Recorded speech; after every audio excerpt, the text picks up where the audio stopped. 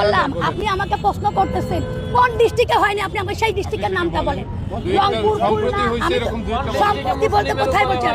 কোন ডিস্ট্রিক্টে মুসলিমের উপরে হয় নাই? শেখ হাসিনা প্রেসিডেন্ট ছিল, প্রধানমন্ত্রী ছিল, উনি কি মুসলিম না হিন্দু? মুসলিম না। উনি অন্যায় করছে, ওনারে বের করে দিলে সমস্যা নাই, কিন্তু একজন হিন্দু অন্যায় করলে ওরা বের করে দিলে সমস্যা। আপনাদের সাইনবোর্ডটাই আগে হচ্ছে, সাইনবোর্ডটা পাল্টান। সাইনবোর্ডের মধ্যে লেখা আছে হিন্দু, বৌদ্ধ, খ্রিস্টান ঐক্য পরিষদ। কেন রে ভাই, আমরা কি দোষ করলাম? আমরা তোমাদের ভাই না? আমরা তোমাদের ভাই না? এটা হওয়ার দরকার ছিল হিন্দু, বৌদ্ধ, খ্রিস্টান, মুসলিম ঐক্য পরিষদ। তাইলে হয়তো 18 কোটি ভাই ভাই গলায় মিলাইতাম। আপনি আমাদের সাইনবোর্ডের মধ্যেই মাইনাস করে দিলেন। আবার আয়া এখানে বলতেছেন সংখ্যালঘু। এখন তো সংখ্যালঘু তিনজন একসাথে হইয়া, আপনি তিনটা ধর্ম একসাথে হইয়া আপনি আমাকে মাইনাস করে দিলেন, মুসলিম মাইনাস করে দিলেন। এখন সংখ্যালঘু কে হইলো? এখানে এখানে যতজন আছে বেশিরভাগ লোক আপনার প্রেসে কাজ করেন, এডুকেটেড পারসন। এর সিম্পল কোশ্চেন, আপনার সাইনবোর্ডটা দেখেন। এখন বাংলাদেশে স্বাধীনতা আছে, তার মানে আপনি যা খুশি বইলা যাবেন, যা খুশি বইলা যাবেন। এই স্বাধীনতার জন্য আমরা কষ্ট করি নাই, আমরা লড়াই করি নাই, হাজারটা ভিডিও নাই। কয়জন সংখ্যালঘুর উপরে নির্যাতন হয়েছে দেখান তো? 100 জন, 1000 জন মুসলিমের বাইর করে দেওয়া হয়েছে, সবগুলো আওয়ামী লীগের এমপি মন্ত্রী। আমি নাম ধরে বলতে পারবো, ঠিক আছে? আমি যাইয়া 5 তারিখের পরে যে যাইয়া দুর্নীতি দমন কমিশনের চেয়ারম্যানের নামে মামলা করে দিলাম। ওই শালা আমার কুমিল্লায় ছিল, আমার বাড়ি কুমিল্লা, ওর বাড়ি কুমিল্লা। আমি যাইয়া ওর বিরুদ্ধে মামলা করে দিয়েছি। কেন মামলা করছি? আমি কি দেখছি ও কি হিন্দু না মুসলিম? ওটা তো দেখি নাই। দেখছি সে অন্যায় করছে, 11,000 লাখ কোটি টাকা আমার দেশ থেকে পাচার হয়েছে, এর জন্য সে দায়।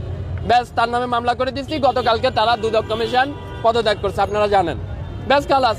এখানে সংখ্যালঘু কি হলো? মানে মুখ দিছে তো আল্লাহ, যা খুশি তা বললেই যাবেন, যা খুশি তা বললেই যাবেন।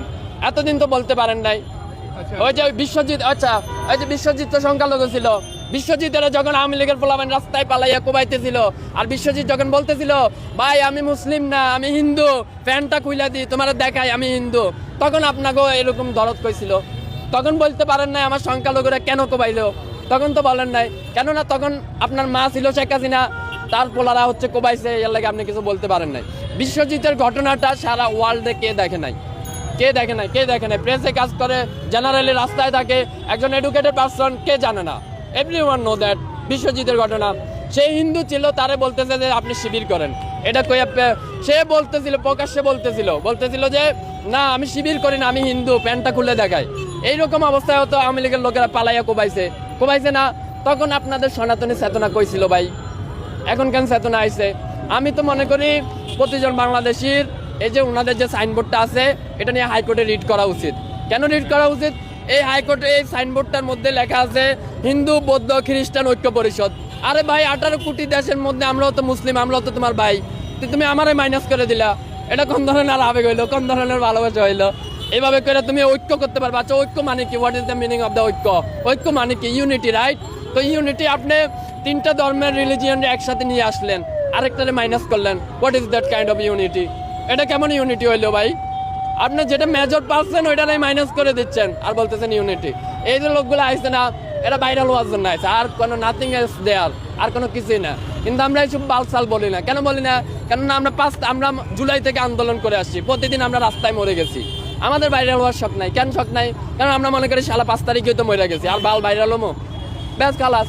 এ আইসে 2টা কথা কইয়া হ্যান তেন এসে, যদি আমি ডাকসুতে কাজ করি, ডাকসুতে কাজ করি, এই মহিলা যদি মহিলা না হইয়া যদি ছেলে হইতো, মেজাজ তো রক্তে উঠে যাইতেছিল, মন চাইতেছে দইরা একটা আসার মারি।